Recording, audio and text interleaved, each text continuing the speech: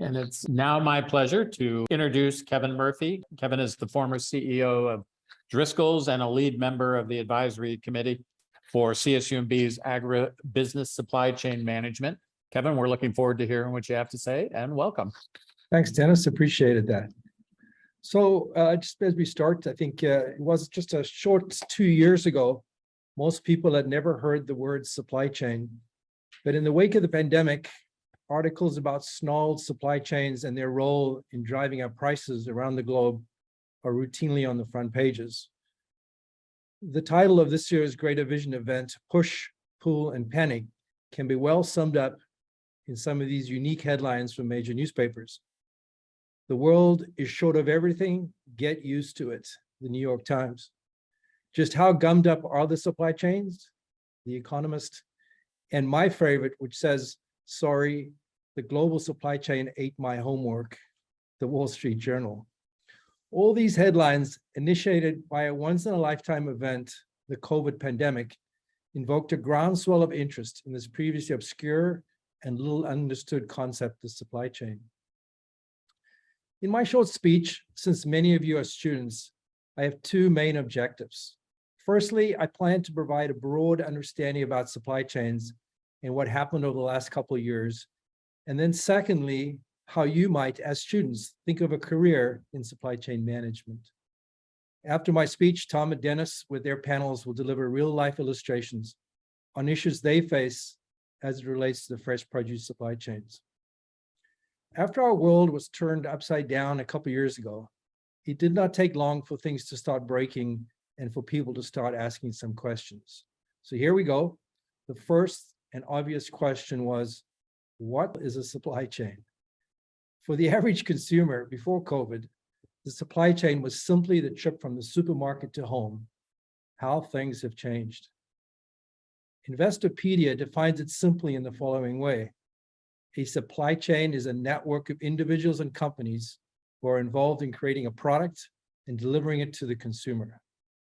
Links on the chain begin with the producers of the raw materials and end when the van delivers the finished product to the end user. The supply chain, a term now commonly used internationally, encompasses every effort involved in producing and delivering a final product or service from the supplier's supplier to the customer's customer. Supply chain management includes managing supply and demand, sourcing raw materials, manufacturing and assembly, warehouse and inventory tracking, order entry and order management, distribution across all the channels, and delivery to the customer. Due to this wide scope, supply chain management must address complex interdependencies, in effect creating an extended enterprise. This reaches far beyond the factory door or farm gate. Today, material and service suppliers, channel supply partners, wholesalers, distributors, retailers, and customers themselves, as well as supply chain management consultants, software product suppliers, and system developers are all key players in supply chain management. In the US alone, about 10% of gross domestic product, or almost $1 trillion, is spent on supply chain activities annually. So why is supply chain management important? This is a very important concept here, because in the years past, manufacturers were the drivers of the supply chain, managing the pace and quality which products were manufactured and distributed. Today, customers are calling the shots, and manufacturers are scrambling to meet customer demands for options, styles, features, quick order fulfillment, and the fast delivery required by e-commerce. Manufacturing quality, a long-time differentiator, is approaching parity across the board. So meeting customers' specific demands for product delivery has emerged as the next critical opportunity for competitive advantage. Companies that learn how to improve management of their supply chain will become the new success stories in the global marketplace.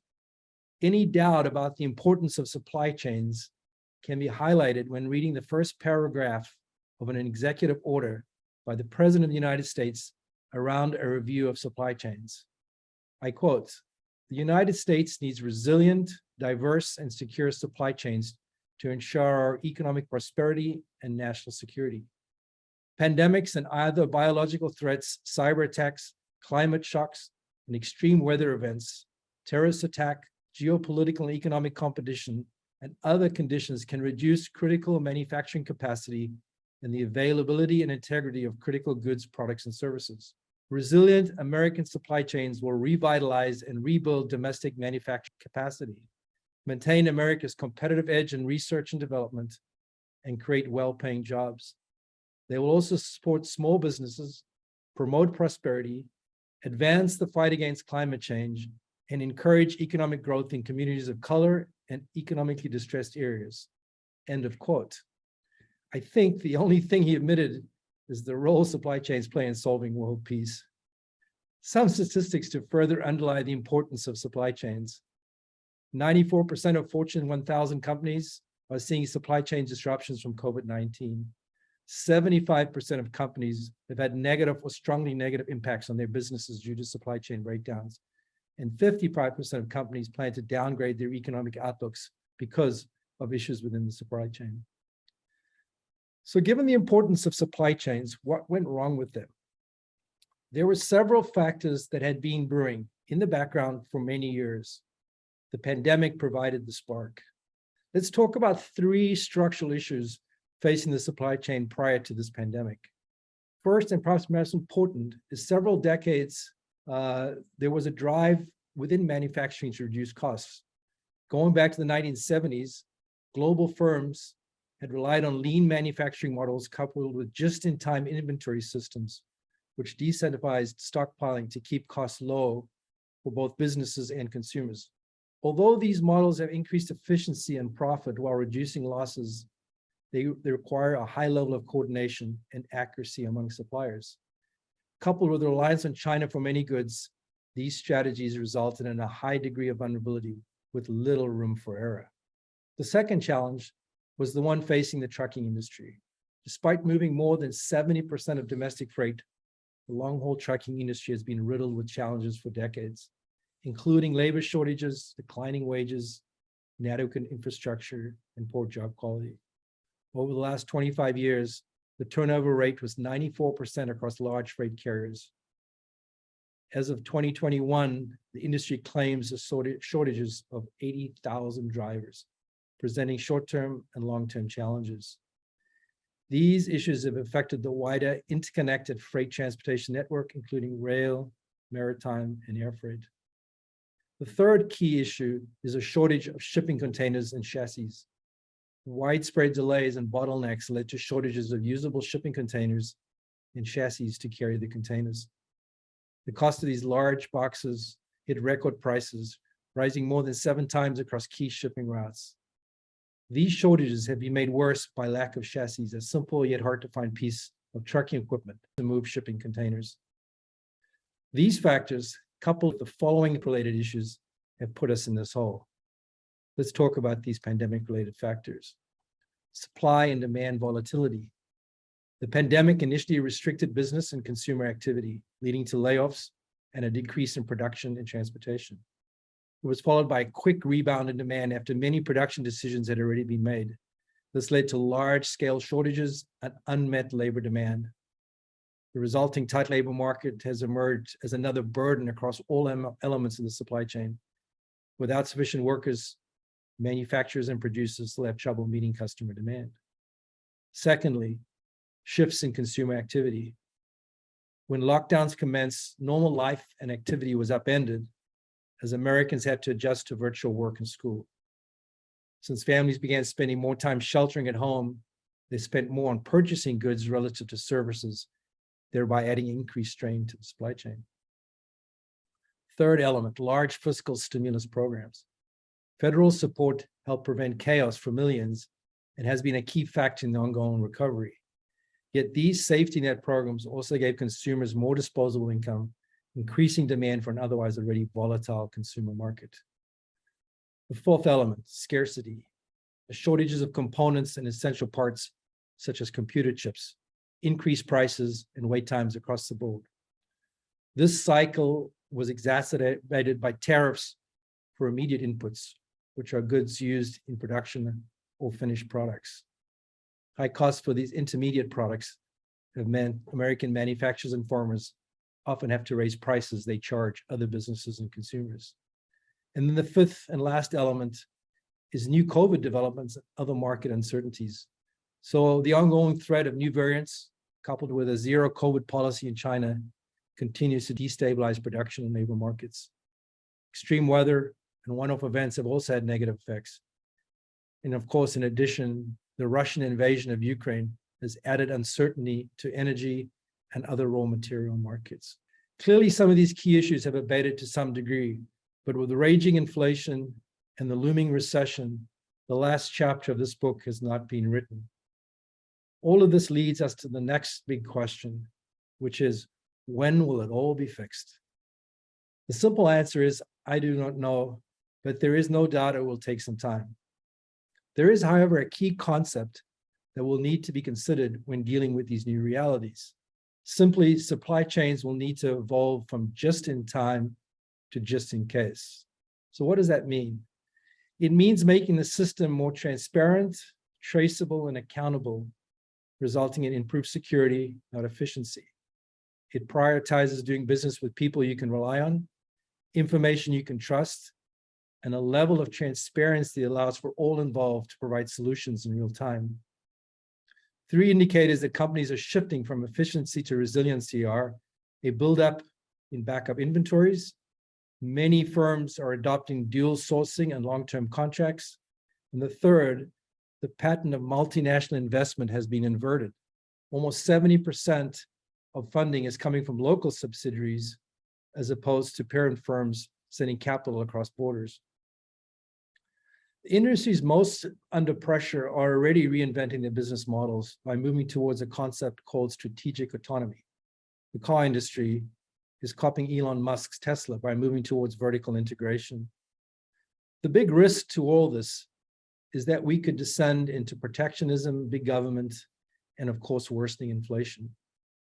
The short-term effect of this would be more volatility and fragmentation that would push prices yet higher. The long-run inefficiency from indiscriminately replicating supply chains would be enormous. According to The Economist, were you to duplicate our quarter of all multinational activity, the extra annual operating and financial costs involved would exceed 2% of world GDP. The challenge, therefore, for all involved is how do we change the world economy for the better, keeping the benefits of openness while improving resiliency? So the next question, given all these issues, is how did the food, and more specifically, the fresh fruit and vegetable supply chains do during these turbulent times? Again, according to The Economist, the unsung star of 21st century logistics is the global food system. From field to fork, it accounts for 10% of world GDP and employs perhaps 1.5 billion people. The global supply of food has nearly tripled since 1970, as the population has doubled to 7.7 billion. At the same time, the number of people who have too little to eat has fallen from 36% of the population to 11%, and a bushel of maize or a cut of beef costs less today than 50 years ago in real terms. Food exports have grown sixfold over the past 30 years. 4/5 of people live in part on calories produced in another country. The pandemic certainly disrupted this great progress, but the long-term expectation that this trend will continue. During the pandemic, the fresh fruit and vegetable supply chains in the US turned out also to be quite resilient. While they suffered to some degree due to many of the issues that I described earlier, there were several factors that mitigated this impact. First, due to the regional nature of fruits and vegetables in the system was not dependent on international imports from Asia and Europe. Workers were labeled essential, providing a consistent and reliable workforce. Many jobs were outside, resulting in lower risk factors. Supply chains, while complex, were not overly technology dependent, allowing for on-the-fly adjustments. Capacity on airlines, trains, etc., usually used for people, were converted to movement of product. And the last one, thankfully, is governments streamlined and reduced bureaucracy when possible. In fact, most of the supply chain issues were in the last mile at retailers, more so than in the first mile activities on the farms. As mentioned earlier, Tom and Dennis will delve deeper into some of these issues. I would like to now pivot away from the macro and talk about companies, and more importantly, how you, as students, need to think about a career in perishable supply chain management. So what challenges do companies face as they try to improve supply chain management? Improving a process as complex as the supply chain can be daunting, as companies are challenged with finding ways to meet ever-rising consumer expectations at manageable costs. To do this, business must identify which parts of their supply chain process are not competitive, understand what customer needs are not being met, establish improvement goals, and rapidly implement necessary improvements. A strong culture of process improvement and responsiveness will be key. One of the challenges that industry has long lacked is a standard way to measure supply chain performance. Because of this, manufacturers, farmers, and service providers were unable to use a common assessment tool, benchmarking, in an effort to improve their performance. Given all these issues and hence opportunities, how do you, as a university student, get involved? An initial question could be, what skills are needed for a successful supply chain career? The 2007 survey of supply chain employees was conducted by Auburn University and Central Michigan University. The study results suggest cognitive abilities, ability to prioritize, plan, organize, and learn quickly, communication skills, and other interpersonal issues were among the most important factors considered by employees when hiring supply chain graduates. Is there a typical career path in supply chain management? There is no standard career path in supply chain management. Your journey will be as unique as you want it to be and will likely involve a great deal of variety. You're sure to gain experience in a number of different positions and departments within the organization. You may also move between organizations, industries, and types of employees, logistics service providers, manufacturers, consulting firms, and retailers during your career. The keys to success are, of course, building transferable skills that will serve in multiple positions, learning to be a strong decision maker and accountable for your actions, and of course, being a team player and a good colleague. While these skills are valuable across all jobs in the organization, they are particularly important given the strong interdependencies found in supply chain management. What kind of jobs are available for supply chain management graduates? A supply chain graduate would be prepared for an entry-level position in purchasing, logistics, scheduling, supply and demand planning, and operations planning with a career track to a vice president of procurement, operations, and logistics. Alternatively, understanding the interdependencies across the supply chain are valuable skills that are vital to those aspiring to be general managers and ultimately presidents and CEOs. Let's talk a little bit about some of these jobs. So a planning on analysts uses analytic and quantitative methods to understand, predict, and enhance supply chain processes. A buyer works with internal customers, marketing, production, operations, and external suppliers to efficiently and effectively manage the purchasing process for the goods and services needed by the company. An inventory specialist develops and implements plans to optimize inventory cost and customer service goals, responsible for inventory quality and accuracy, coordinates physical inventory process and cycle counts, monitors inventory flow through the system, and works on stock location and order picking strategies. A materials planner manages raw materials and/or components needed for manufacturing, responsible for inbound inventory levels, coordinates with purchasing, manufacturing, and suppliers to ensure reliable, cost-efficient delivery of raw materials to the production line. Transportation coordinator evaluates, selects, and manages transportation carriers for inbound goods, manages relationships with these carriers and internal customers to ensure timely delivery. And finally, a production coordinator or scheduler uses scheduling and forecasting skills, ability and knowledge of statistical process control and interpersonal skills, responsible for coordinating daily production schedules and forecasting future production needs. So with all that in mind, where can I study supply chain management?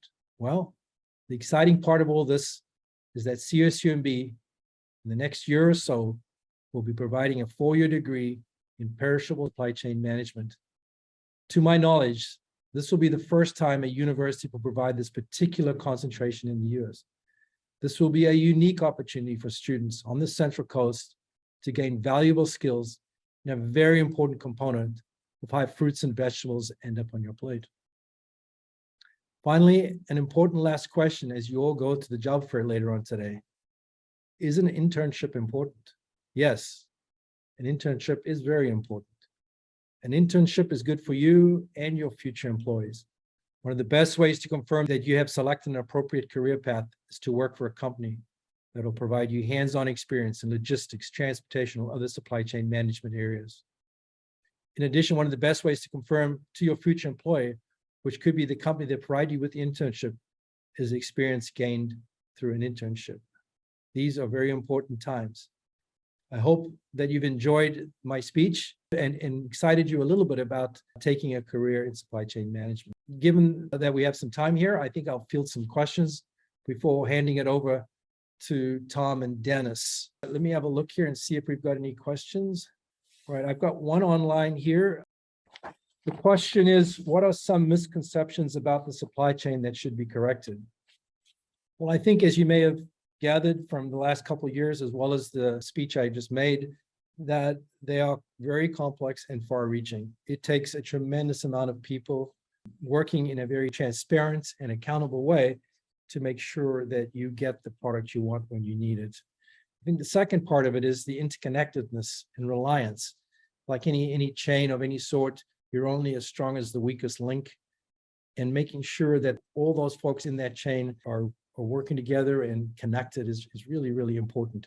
It took a crisis like the pandemic for us to understand how important all these links are. All right, I got a couple other questions here. Let's pull them up. Right, one of the questions, what careers are available in supply chain management? I think towards the end of my speech there, I was able to offer it. But again, I would reiterate that the great part about supply chain management is that it allows you to understand this interconnectedness between different parts, all going all the way to the customer, all the way back to producers and farmers. And if you understand how things are connected, it really gives you a much broader view of your organization and how they produce products. And I think ultimately that's a very valuable tool for general managers and ultimately presidents and CEOs. Another question is, how does supply chain management compare to accounting and finance? Well, as I said, I think supply chain management is very reliant on accounting and finance, because much of what goes on in the supply chain is driven by accounting and finance in terms that a lot of the measurement and how we understand costs and quality often are generated within the finance and accounting function. Although I would say that in supply chain, you have a real opportunity to, as I said earlier, to get to see much more of the entire sausage making process. And in that, I've always felt that was valuable to me in my career as I became more of a general manager and ultimately a president CEO, was this understanding of how everything was done. Let's have a look. How do you green the supply chain? Well, I think there's a lot of opportunity to green the supply chain. I think it's one of those opportunities that we talked about becoming more accountable and more traceable. We can do good by our customers, but also do good by the planet. I think Tom and some of the other folks will talk a little bit about that, but customer needs, more and more customers are going to demand that their products they get are made in a sustainable way. And that in itself, I think will become quite important in terms of meeting customer needs. And supply chains are really driven by this desire to meet customer needs, and customer needs and wants often move and shift over time. And companies and their supply chains need to understand that and reflect that. And I think becoming more sustainable is a very important to this whole effort. I have another question that came through earlier, which was, since California is in a drought and there are water restrictions issues facing the state, what are some ways that the supply chain has been impacted, and how are you navigating through the impact of California's drought on your business? So I think, it's really important to look at the drought and the lack of water and how it's really impacting the system. And what we're seeing is there are two main areas of focus that have occurred. One is companies are looking to develop new regions of supply. So many of the companies that are based here in the Salinas Valley are spending time in other states trying to understand, is there the opportunity to grow the crops where there is water, availability of labor, and the costs and the bureaucracy of doing business is less. So this has really become a critical focus. Do I think that all of production will move from the Salinas Valley, where right now it's probably greater than 80% in certain fruits and vegetables and berries? No, but I do think there will be an increasing amount of movement of some of these items to alternative locations. The second thing that is kind of interesting as well is different types of production systems. So what we're seeing now is vertical farms that basically use artificial light, almost no water, and are grown in tall buildings, basically, close to markets, are starting to play a larger role as well. Again, I don't think they're going to replace California or Central Coast fruits and vegetables, but they are going to become an alternative for a certain part of that production. Greenhouse production moving back east is also becoming a much more viable and valuable form of production. Overall, I think what we're going to see is the role of the Central Coast being diminished somewhat, but I think it's hard for me to imagine, certainly in my lifetime, that the Central Coast will not be the primary driver, at least across the fruits and vegetables that there's growing today. All right, I don't know how I'm doing time-wise here. I have a question. Someone asked me, what made you pick this industry? Well, in some ways, I picked this industry per se, but have come to understand and appreciate it. My focus on this has been always to understand that within the perishable supply chain, this idea of moving things quickly, and in the case of produce, moving it at the right temperature, was such a critical component to delivering great tasting products to our customers. Obviously, you have to grow them well and you have to harvest them well, but really the key is making sure that you move it fast and at the right temperature to your customers.